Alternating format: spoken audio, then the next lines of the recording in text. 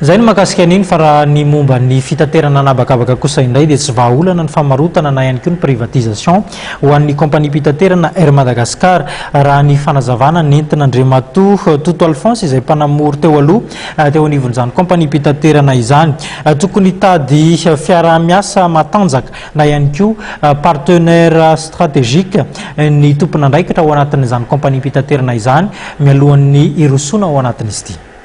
Marina tokoa fa misy resaka hoe privatisation fa io moa zany tsy fantatro raha tadidinareo tamin'ny androny misy an'io resaka foana tany ataoko hoe une dizaine quinzaine d'années passé zany resaka zany de hoe tokony privatiser ny Air Madagascar kanefa moa azadiny fa tsika malagasy rehetrarehetra aloha de miaina zany hoe Air Madagascar zany niza naiza misy azy de hoe Air Madagascar anay io dia ohatrany tsy de mety am'le gasy angamba fijeriko azy le privatisation fa kosa le resaka hoe mitady partenaire stratégique de veriko hoe mety be satria azadiny fa akehitriny be de be ny compagnie aérienne miara-miasa inona moa manakana antsika koa raha ohatran'izany hoe raha ohatra ka misy orinasa goavana amina fitaterana anabakabaka tsy teneniko eto izy fa samy rahantsika malala dolo izy raha afaka anampy Air Madagascar mba hahafahan'ny Air Madagascar tena anidina amin'ny elany tokoa fa tsy hoe iankina lalandava